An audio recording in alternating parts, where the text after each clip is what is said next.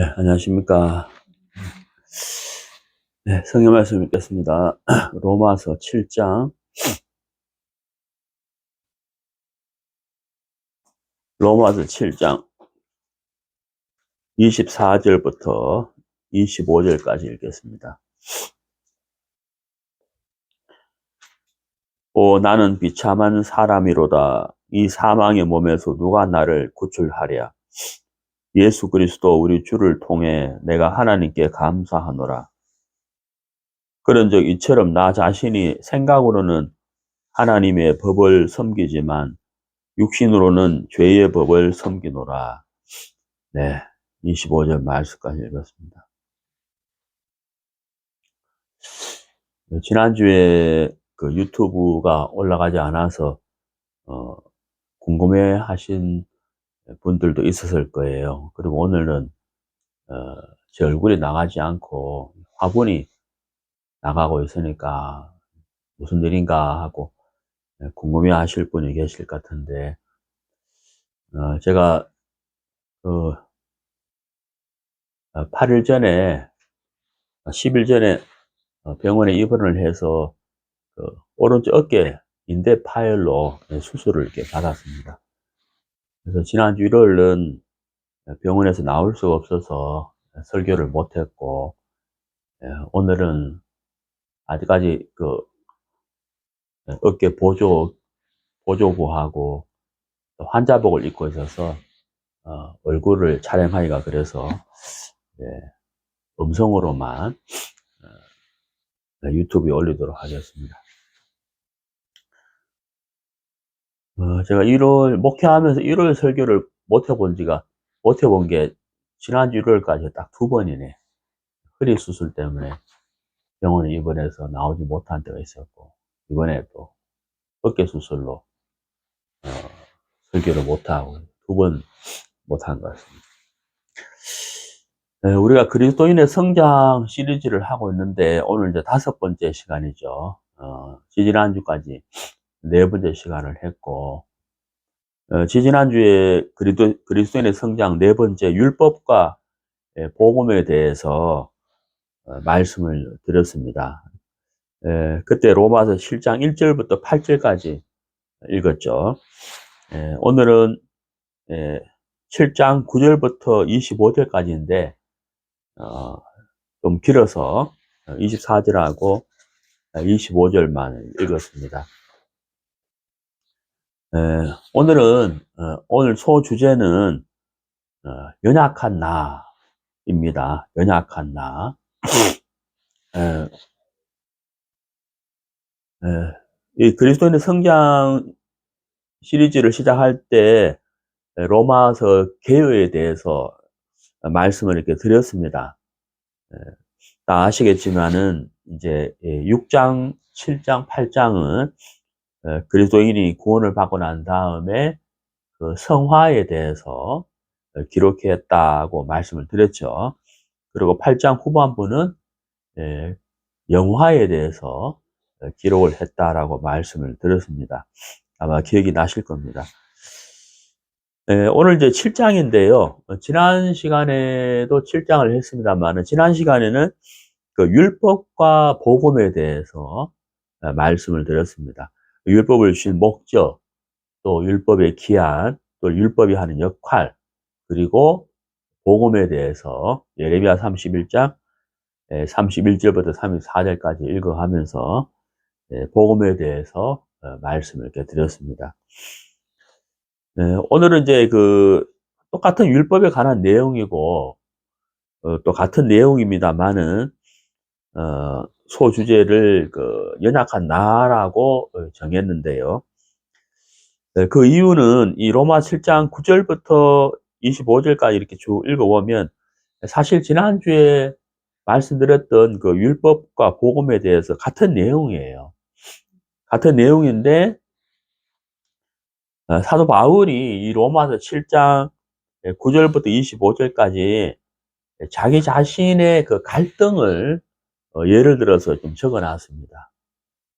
그래서 그 율법을 통해서 죄를 깨닫고 또 율법 앞에 자기 자신이 얼마나 무익하고 아무것도 할 수 없는 사람이고 또 율법을 통해서 사망을 이루게 되는 자기 자신에 대해서 기록을 해 놨는데요.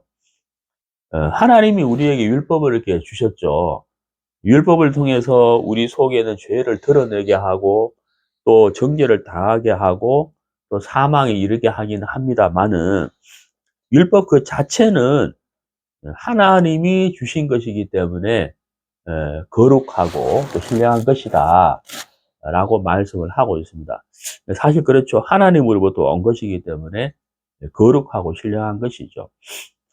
그런데 문제는 율법 자체는 거룩하고 신령한 것이지만 그 율법 앞에 있는 그 사도 바울 또 우리 모든 인간이 연약한 인간이기 때문에 죄가 드러나고 또 그 죄로 말미암아 사망에 이르게 하는 그런 모습들을 이렇게 발견하게 됩니다.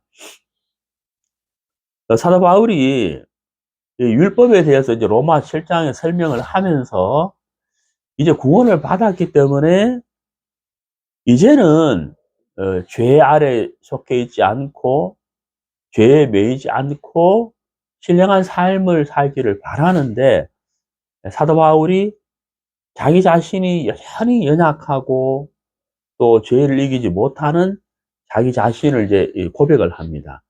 그러면서 이제 어떻게 해야 되느냐.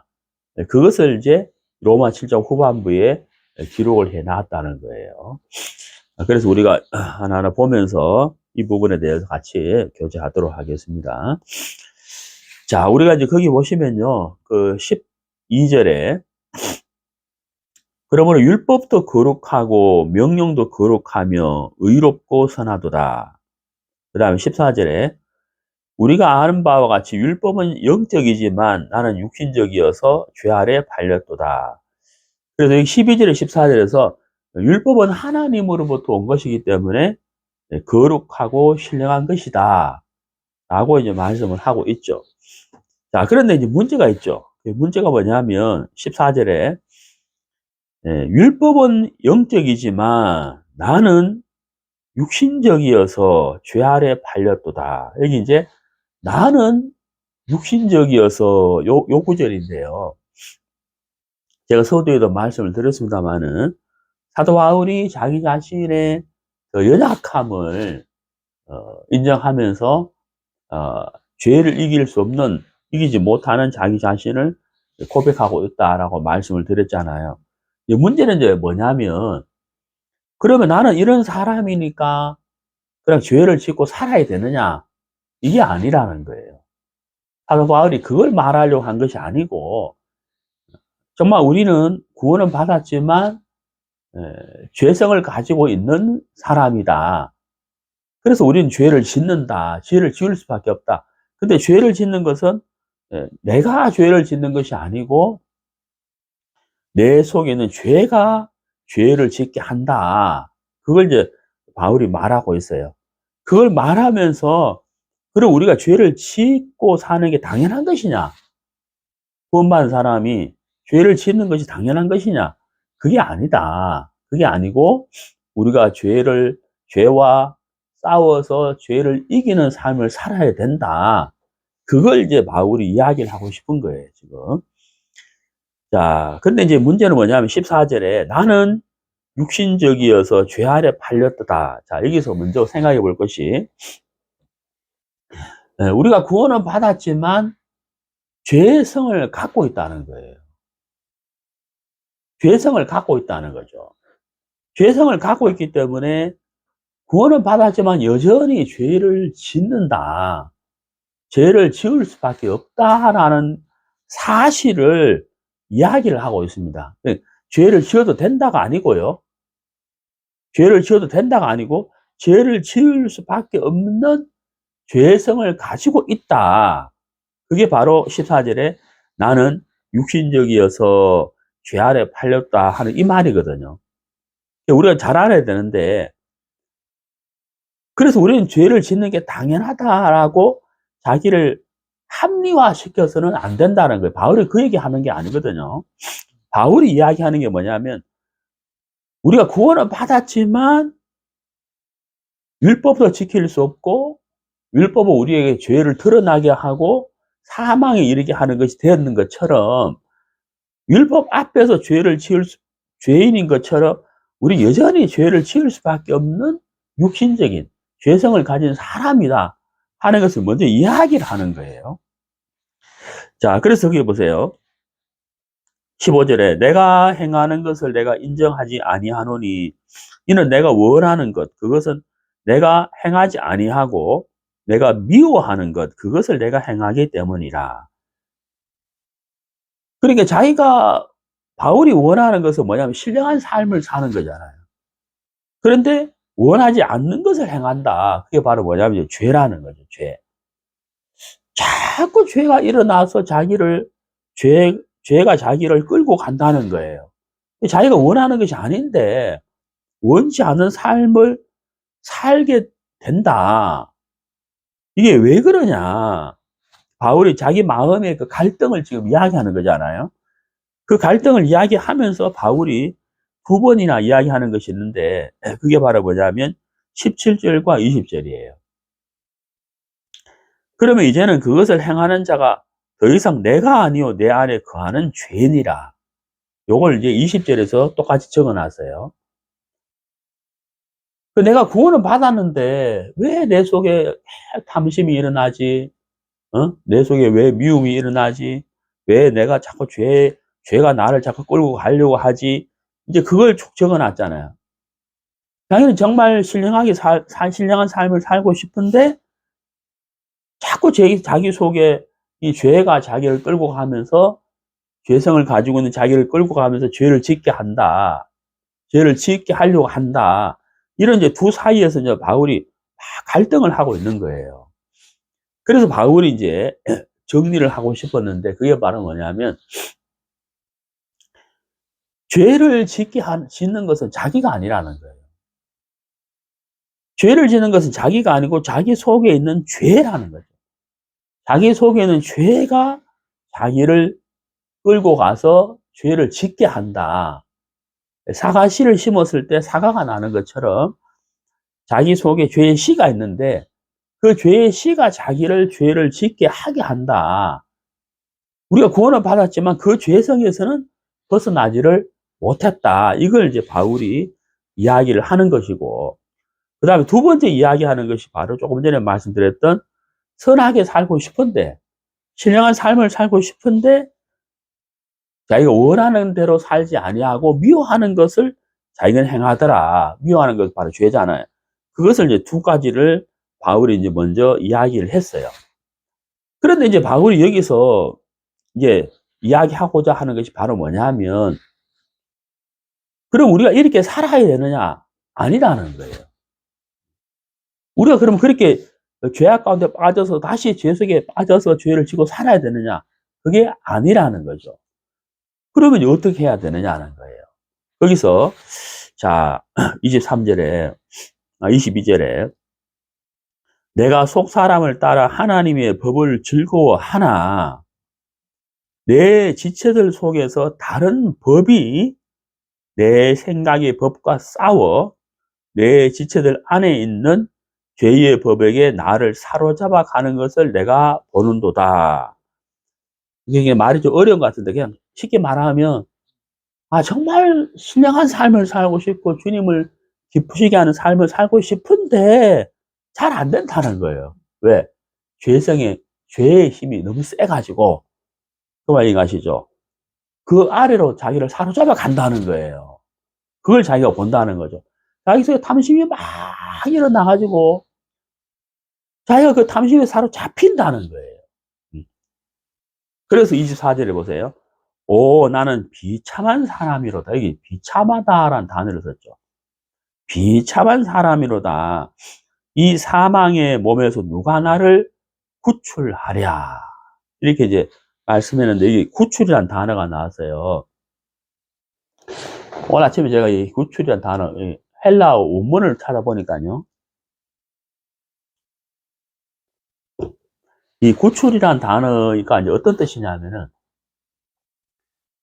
적군에게 포로로 잡힌 군인이 있어요. 그 군인을 적군에서 건져내는 것. 이게 원문의 뜻이 그런 거더라고요. 예. 이게 구출이라는 뜻이 그런 뜻이거든요. 그러니까 지금 바울이 이 구출이라는 단어를 쓴 이유가, 정말 여기서 벗어나가지고 진짜 신령한 삶을 살고 싶은데, 이거 어떻게 해야 되느냐.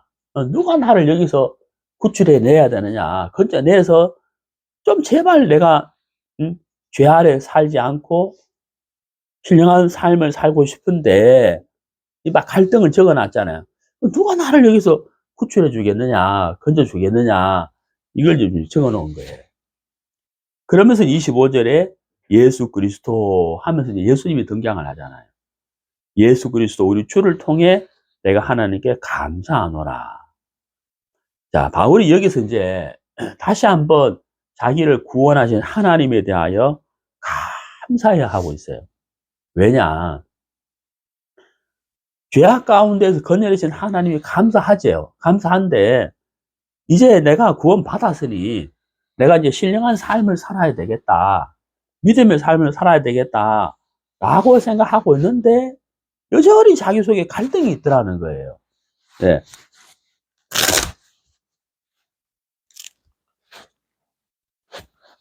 여전히 자기 속에 갈등이 있다는 거죠. 그 갈등이 아까 제가 말씀드렸잖아요. 로마 7장 후반부에 쭉 적어놨잖아요. 정말 신령한 삶을 살고 싶은데 죄성이 계속 일어나서 나를 사로잡아 온다. 이거 어떻게 해야 되냐. 이 갈등 있잖아요. 이 갈등. 그 갈등을 하면서 나 정말 너무 비참한 사람이야. 어떻게 해야 되지? 누가 나를 좀 여기서 건져주면 좋겠는데, 그런 생각을 했잖아요. 그 갈등을 하고 있잖아요. 이 바울의 갈등이 사실 우리도 똑같은 갈등을 하고 있잖아요. 근데 바울이 25절에서 예수님을 이야기하면서 참 감사하다라고 한 것은 두 가지가 있는데, 첫 번째 감사는 뭐냐면, 이런 나를 죄에서 건져내신 구원하신 하나님이 감사한 것이고, 두 번째 감사는 뭐냐면, 구원받고 난 다음에 갈등이 있는데 이 갈등에서 자기를 건져내서 신령한 삶을 살게 하실 그 예수님을 생각할 때 또 감사하다는 거예요. 이 두 가지 감사거든요. 자, 저도 이제 이 바울의 글을 로마서 7장을 읽으면서 똑같은 갈등을 이제 저도 이제 하고 있는데, 저도 이제 24절 말씀처럼, 진짜 이런 갈등하지 않고 좀 신령한 삶을 살 수 없나? 이런 생각을 사실 저도 이제 많이 이제 했거든요. 근데 바울이 여기서 25절에서 예수님을 이야기하면서 두 가지 감사라는 거예요. 정확하게 말하면 첫 번째는 감사하고 두 번째는 소망이라고 말할 수가 있죠. 이제 내가 예수님으로 말미암아 신령한 삶을 살게 될 것에 대한 소망을 이야기하고 있다 하는 겁니다. 자, 그러면 이제 우리가 첫 번째 감사에 대해서 다시 한번 생각해 보겠습니다. 에베소서 1장.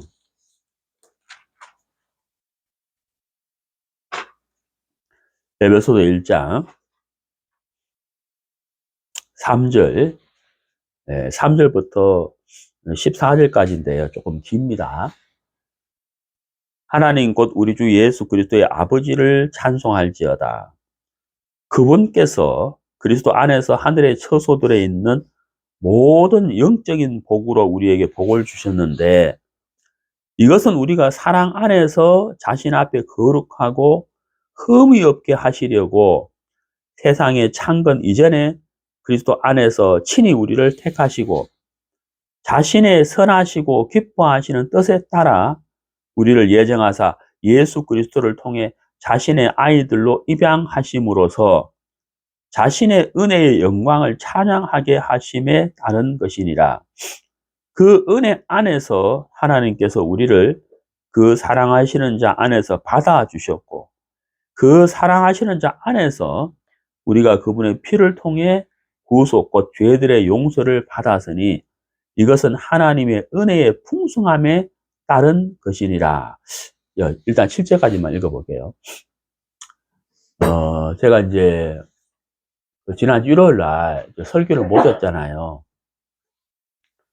병원에 입원해 있어가지고 설교를 못 했는데, 그래도 이제 혼자라도 하나님께 예배 드려야 되겠다 싶어가지고, 그때 제가 이 에베소서를 읽었어요. 예. 근데 이제 읽는데, 사실 뭐 그동안 에베소서는 참 많이 읽고, 설교도 많이 했는데, 여기 이 구절을 읽는데 제 마음이 참 감사한 거예요. 너무 감사가 되는데, 그 어떤 구절이었느냐, 바로 7절에, 하나님의 은혜의 풍성함, 이 단어 있잖아요. 하나님의 은혜의 풍성함에 따른 것이니라, 이렇게 돼 있잖아요. 이 구절이 제 마음에 굉장히 감사를 가져다 주더라고요. 은혜의 풍성함에 따른 것이니라. 그러니까 하나님이 우리를 구원하셔서 하나님 앞에 흠이 없게 하시고, 그 다음에 하나님의 자녀로 삼아 주셨고, 그 이제 3절, 4절, 5절, 6절, 7절 쭉 적어놨잖아요. 그래서 예수님의 피로 우리가 구원을 받았다. 이 모든 것이 바로 무엇에 따른 것이냐, 무엇에 의해서 그렇게 된 것이냐 설명하고 있죠. 7절 그때 바로 뭐예요? 하나님의 은혜에 풍성함에 따른 것이다 하는 거예요. 제가 이제 그 병원에 입원을 했을 때 처음에 입원한 병동이 일반 병동이거든요. 요즘 병원에 뭐 일반 병동이 있고 간호병동이 있어요. 간호통합 서비스 병동이 있는데, 그 병원에서 저는 두 다리 왼팔 쓸 수 있으니까 일반 병동 가세요 해서 일반 병동에 갔는데, 생각보다 이제 너무 어려운 거예요. 이 왼손으로 이제 예를 들어 커피를 먹고 싶은데, 일회용 커피를 입으로 찢어가지고 종이컵에 넣어서 뜨거운 물을 받아야 되는데, 뜨거운 물은 여러분 아시죠? 이렇게 종이컵을 밀면 나오는 게 아니고 밀면서 스위치를 눌러야 되잖아요. 근데 이게 안 되는 거예요. 종이컵을 받쳤는데 새끼손가락으로 밀고 엄지손가락으로 스위치를 눌러야 되는데 이게 참 어렵더라고.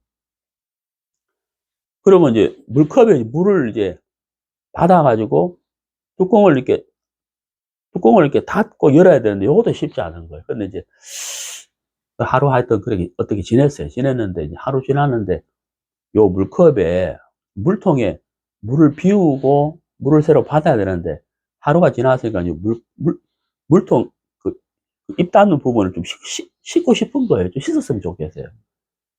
그래, 혼자 이거 도저히 내가 못하겠다. 그래서 이제 간호조무사 불러가지고 물 좀 버려주시고 입 닿는 부분을 좀 씻어주세요 하니까, 그거는 안 됩니다. 우리가 씻어주는 거는 못한다. 물은 받아줄 수 있는데 씻어주는 거는 못한다. 안 된다.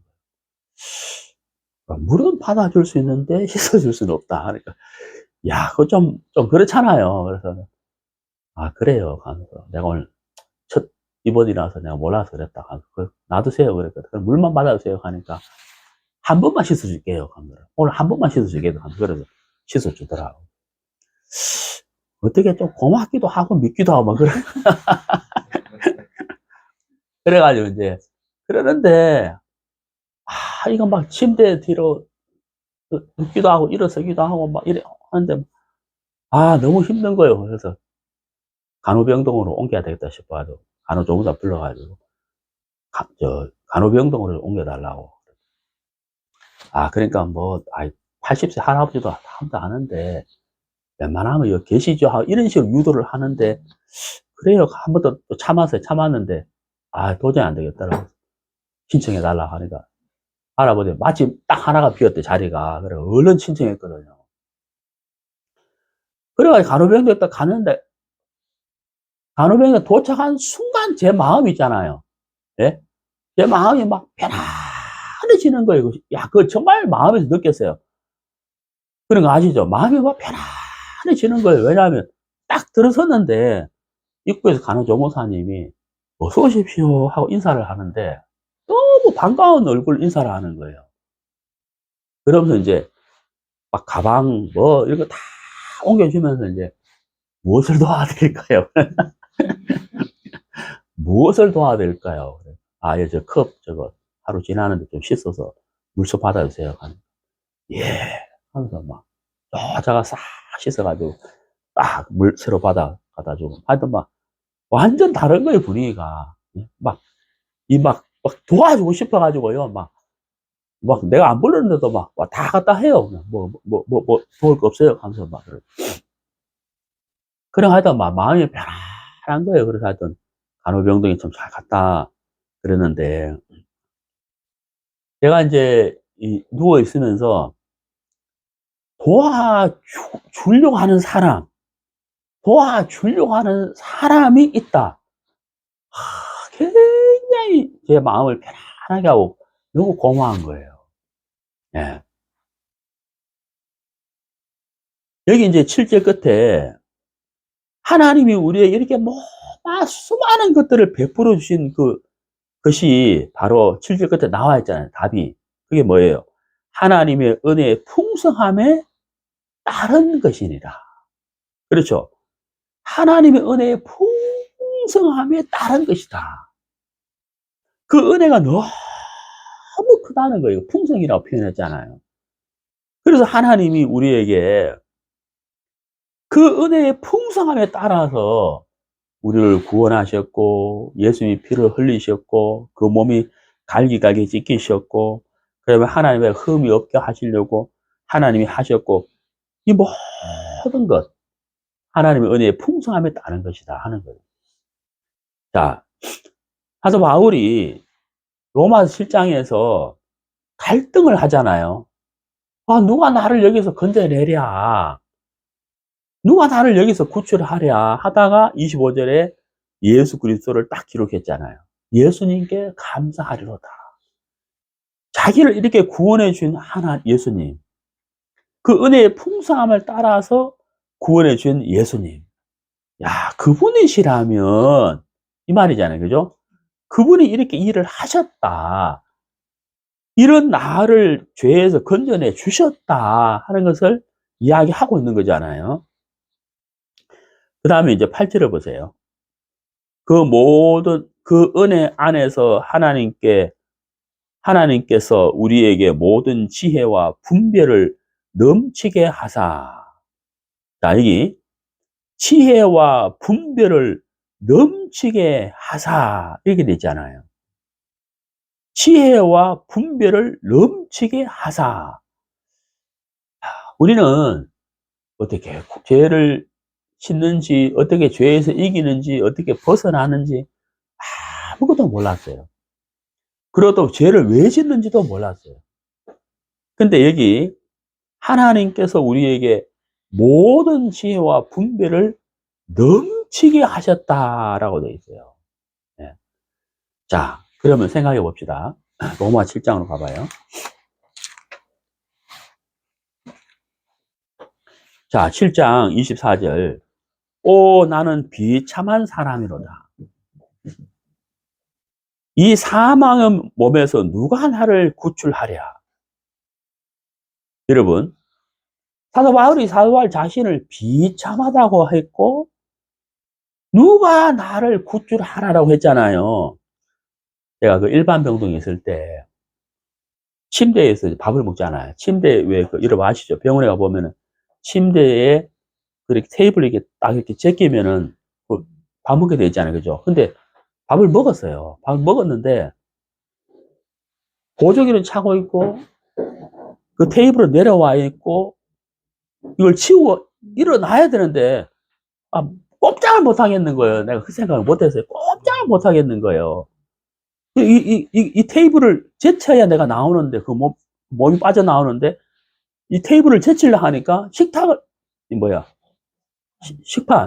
채워야 돼. 식판을 못 채우겠는 거죠. 왼손 힘이 없어가지고. 이걸 빼지를 못 하겠는 거예요. 아차, 이래서 간호병도 가야 되는구나. 그때 이제 알았어요. 근데 이걸 치워야 되는데, 일단 식판을 치워야 되는데, 이거 못 치우겠는 거예요. 근데 간호조무사는 또 그거 안 도와주잖아요. 난감하대요.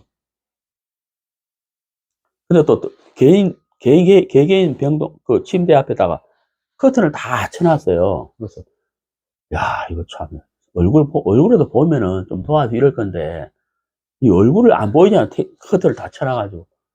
난감하더라. 그래서, 이렇게 하다가 저렇게 막 하다가 안 됐어요. 안 돼가지고 내가 어떻게 했겠어요. 성경대로 부르짖으라. 옆에 있는 선생님 대답을 안 하더라고. 옆에 있는 선생님, 환자 선생님 또 대답을 안 해요. 옆에 있는 환자 선생님 세 번 소리를 질렀더니만 예, 좀 도와주세요. 그 사람은 이제 두 발이 멀쩡한 사람이거든. 팔도 멀쩡해요. 그래가지고 이거 내가 꼼짝은 못 하겠는데 좀 도와달라. 그러니까 예, 하면서 들고 그래가 내가 거기서 나올 수가 있어요. 도저히 안 되겠다. 간호병동으로 옮겨야 되겠다. 그 내가 이제 어떻게 꼼짝을 못한 상황이잖아요. 여기 24절에 한마디로 말하면 사도 바울에게는 뭐가 없다? 답이 없는 거예요. 24절이잖아요. 나는 비참한 사람이로다. 이 사망의 몸에서 누가 나를 건져내랴, 구출하랴. 이 사망의 몸이 뭔지 아시겠죠? 율법 아래에서는 죄가 드러나고, 또 자기 몸을 끌어가면서 죄를 짓게 하는 것이 자기잖아요. 죄잖아요, 죄. 그러니까 자기는 사망의 몸이라는 거예요. 이걸 가지고 뭘 어떻게 해야 되느냐. 누가 자기를 구출해 내야 된다는 거예요. 자, 우리가요, 이 로마서 8장에서 무엇이 등장하냐면요, 성령이 등장을 해요. 로마서 8장에서 왜 성령이 등장을 하냐면, 사도 바울이 자기를 비참한 사람이고 사망의 몸이라고 표현을 했는데, 죄상을 받았지만 여전히 죄상에서 벗어나지 못하는 자기잖아요. 그런 바울을 신령한 삶을 살게 해줄 수 있는 것이 바로 무엇이냐, 누구냐, 그게 바로 성령이라는 거예요. 이해가시죠? 그래서 로마서 8장에서 성령이 등장을 해요. 잠깐 보시면은 로마서 8장 1절. 그러므로 이제 그리스도 예수님 안에 있는 자들에게는 결코 정죄함이 없나니 그들은 육신을 따라 걷지 아니하고, 그다음 뭐라 돼 있어요? 그렇죠. 성령이 나오잖아요. 성령. 그러니까 누가 나를 구출하랴? 이 답이 뭐예요? 예수 그리스도를 통해서 이래 됐잖아요. 그래서 자기가 죄성을 가지고 있는 자기가 구원받기 전에처럼 죄악 속에 사는 것이 아니고 신령한 삶을 살 수 있는 것은 바로 성령이다. 성령을 따라 사는 삶이다. 라고 로마서 8장은 이야기를 하는 거예요. 그래서 로마서 8장을 읽어보면 성령에 관한 단어가 계속 나오거든요. 우리 다음 주에 이제 하겠습니다만은 성령이라는 단어가 계속 나오는 거예요. 자, 이해가시죠? 자, 그래서 25절에서 예수 그리스도 우리 주를 통해 내가 하나님께 감사하노니까. 첫 번째는 뭐예요? 이런 나를 구원해 준 예수님이 감사하다는 거예요. 감사. 자, 조금 전에 우리 에베소 읽었잖아요. 은혜의 풍성함을 따라. 그렇죠? 은혜의 풍성함을 따라. 이렇게 돼 있잖아요. 그 다음 또 한 가지가 뭐예요? 하나님이 은혜의 풍성함을 따라 구원하시기 위해서 지혜와 총명을 주셨다는 거예요. 이게 첫 번째예요. 자, 두 번째는 뭐냐 하면 이제 소망이죠. 그러면 정말 답이 없냐? 죄성을 가지고 있는, 구원은 받았지만 죄성을 가지고 있는 이 육신을 갖고 있는데, 그러면 정말 답이 없냐? 아니라는 거예요. 아니라는 거예요.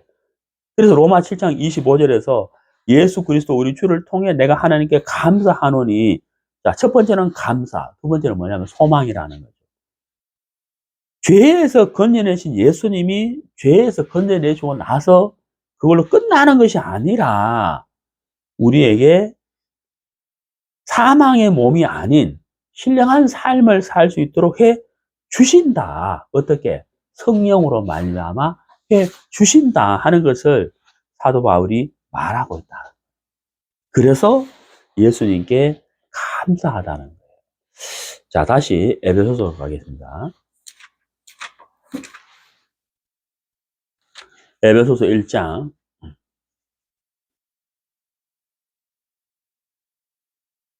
9절. 친히 자신 속에서 작정하신 자신의 선한 기쁨에 따라 자신의 뜻의 신비를 우리에게 알려주셨으니 이것은 때가 충만히 찬 경륜 안에서 친히 모든 것, 즉 하늘에 있는 것들과 땅에 있는 것들을 그리스도 안에서 곧 그분 안에서 함께 하나로 모으려 하심이라. 모든 것을 자신이 뜻하신 계획대로 이루시는 분의 목적에 따라 우리가 예정되어 또한 그리스도 안에서 상속 유업을 얻었으니 이것은 먼저 그리스도를 신뢰한 우리가 하나님의 영광을 찬양하게 하려 함이라. 너희도 진리의 말씀 곧 너희 구원의 복음을 들은 뒤에 그리스도를 신뢰하였고 너희가 믿은 뒤에 또한 그분 안에서 약속의 저 거룩하신 영으로 봉인되었으니 이 영께서는 값주고 사신 그 소유물이 구속받을 때까지 우리 상속 유업의 보증이 되사 하나님의 영광을 찬양하게 하시느니라. 자, 이 14절에요.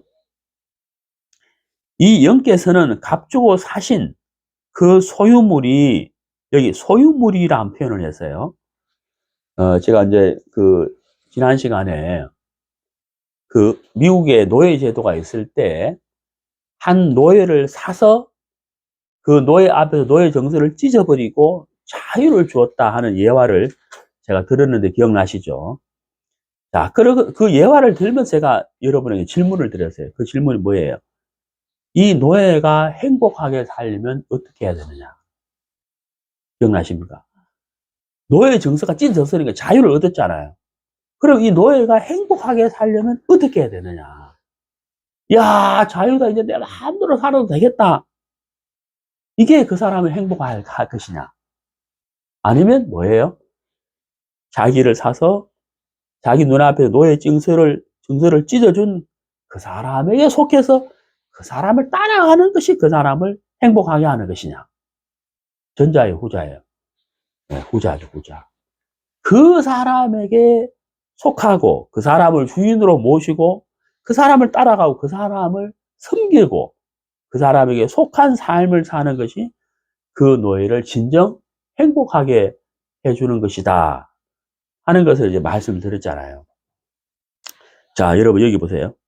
14절에 이 영께서는 성령이죠. 값주고 사신 그 소유물이 구속받을 때까지 우리 상속 유업의 보증이 되사 하나님의 영광을 찬양하게 하시느니라. 우리는 그의 소유가 됐잖아요. 우리가 그의 소유가 됐고, 그래서 우리가 이제는 뭐예요? 성화가 아니고 영화. 그러니까 우리 몸이 구원받는 그날, 우리 몸이 구속받는 그날, 그때까지 보증이 됐다는 거예요. 자, 그럼 여기서 14절에 우리가 뭘 알 수가 있어요? 그 흑인 노예가 자기가 정말 행복한 삶을 살려면, 아이고, 이제 자유인의 내 마음대로 살아야 되겠네.가 아니고, 자기를 사서 정서를 찢어주고 자기에게 자유를 준 그 사람에 속해서 그 사람을 주인으로 모시고 사는 것이 진정한 행복이잖아요.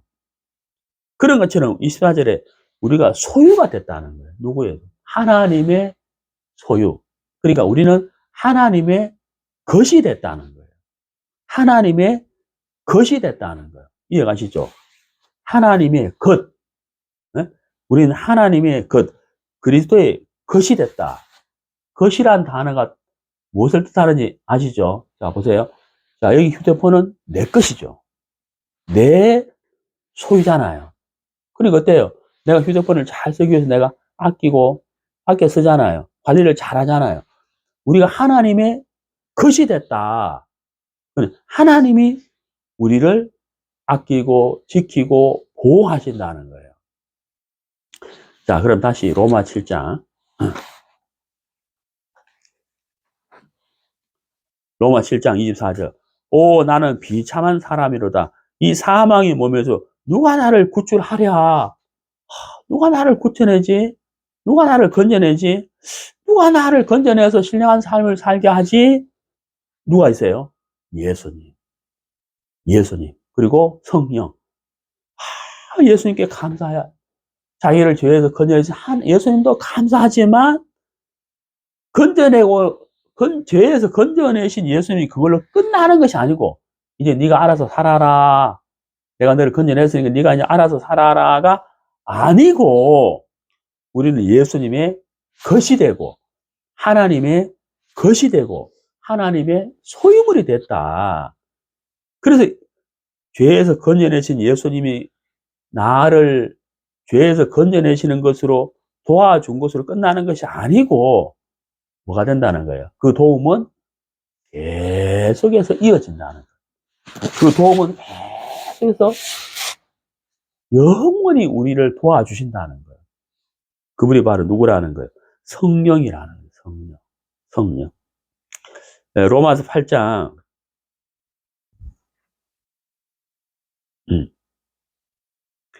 로마서 8장.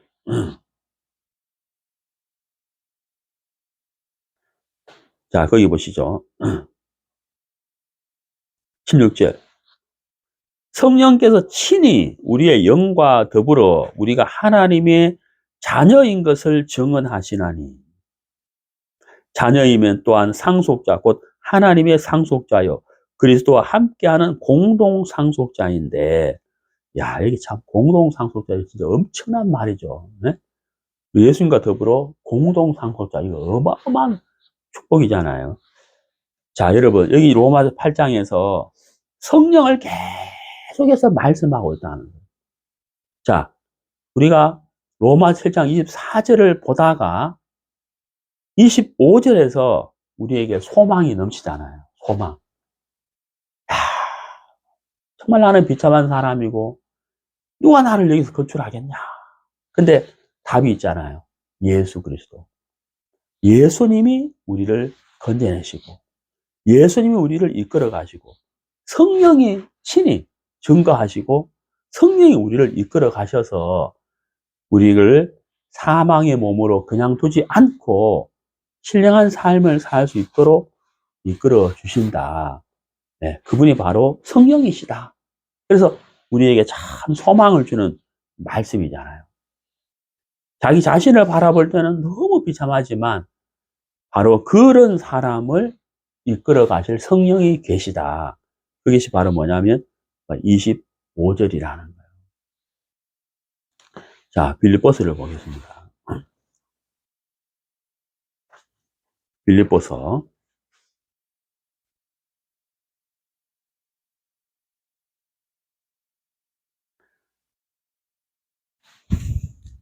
2장 1절. 그러므로 그리스도 안에서 무슨 안위가 있거나 사랑의 무슨 위로나 성령의 무슨 교제나 무슨 인정이나 긍휼이 있거든 너희는 같은 생각을 품고 같은 사랑을 가지며 한 마음과 한 생각이 되어 내 기쁨을 성취하라. 아무 일도 다툼이나 허영심으로 하지 말고 겸손한 생각으로 각각 자기보다 남을 더 낫게 여기며 각 사람이 자기 일들만 돌아보지 않고 각 사람이 남의 일들도 돌아보라.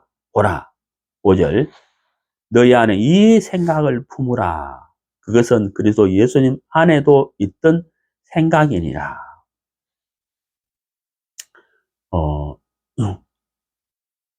제가 이제 수술을 받고 난 다음에 그때부터 항생제 주사를 매일 받았어요. 항생제 주사. 그리고 며칠 지나고 나서는 먹는 항생제로 바뀌었어요. 자, 병원에서 저한테 원장님이 처방을 냈잖아요. 항생제 주사를 처방을 냈어요. 수술하고 난 다음에. 그 이유가 뭘까요? 예. 수술하고 난 다음에 병균이 내 몸속에 들어와서 그 병균이 내 몸을 지배하지 않도록 그 병균과 싸워서 이길 수 있도록 항생제 주사를 놨다는 거예요. 이해가시죠? 자, 여기 5절에서 너희 안에 이 생각을 품으라 그랬다는 거예요. 이게 바로 뭐냐면 항생제라, 항생제. 이 생각을 품으라. 로마 7장에서 사도 바울이 누가 나를 건져내랴. 나는 비참한 사람이로다. 자기는 정말 신령한 삶을 살고 싶은데 자기를 죄 아래로 끌고 가는 것을 본다는 거예요. 네. 자, 그러면 이제 힘이 있어야 되잖아요. 자기를 죄 아래로 끌고 가는 자기를 벗어나게 할 수 있는 힘이 있어야 되잖아요. 힘. 그 어떤 힘이 있어야만 거기서 벗어날 수 있잖아요. 병균의 지배를 받지 않는 몸이 되려면 항생제를 통해서 싸우게 해야 되잖아요. 바로 5절에 바로 예수 그리스도라는 거예요. 예수 그리스도. 이 예수님이 어떤 분이시냐? 이분이 어떤 분이시냐? 8절. 사람의 모양으로 나타나사 자기를 낮추시고 죽기까지, 곧 십자가로 인해 죽기까지 순종하셨느니라. 예수님은 이런 분이시라는 거예요. 바로 이 예수님이 우리 안에 계시고, 이 예수님이 우리를 죄에서 건져내시고 구원하셨을 뿐만 아니라 믿음의 삶, 신령한 삶을 살 수 있도록 도와주시는 일을 하신다. 그래서 사도행전 2장 38절에 죄사함을 받으라. 그리하면 성령을 선물로 받으리니. 예수님은 십자가에 못 박히시고 부활하셔서 이 땅에 계시다가 가셨지만, 하나님 우편에 가셨지만 그 예수님과 동일하게 일하실 분이 계시다. 그분이 바로 누구시냐? 성령이시다. 성령이시다. 그래서 로마서 8장은 우리에게 성령을 소개하고 있는 거예요. 그래서 이제는 성령으로 말미암아 우리가 신령한 삶을 살게 될 것을 말씀하고 있다는 거죠. 자, 로마서 7장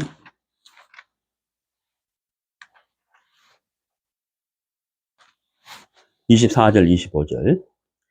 오, 나는 비참한 사람이로다. 이 사망의 몸에서 누가 나를 구출하랴? 예, 누가 나를 구출하랴 하고 물었잖아요. 25절에 예수 그리스도 우리 주를 통해 내가 하나님께 감사하노라. 그런즉 이처럼 나 자신의 생각으로는 하나님의 법을 섬기지만 육신으로는 죄의 법을 섬기노라. 자, 이제 이럴 수밖에 없는 사람에게 성령을 통해서 신령한 삶을 살게 하실 것이다 하는 것을 말씀하고 있습니다.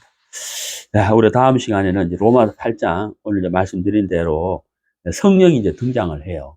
성령을 따라 사는 삶을 이제 말씀을 하고 있는데, 우리가 죄성을 가지고 있는 내가 죄악 속에 팔려서 죄를 짓고 살아야 되는 것이 아니라, 이제 우리가 구원을 받았기 때문에 성령으로 말미암아서 믿음의 삶을 살아야 한다 하는 것을 말씀하고 있는데, 로마서 8장 그것을 우리에게 말씀하고 있는 거거든요. 자, 오늘 여기까지 하도록 하겠습니다.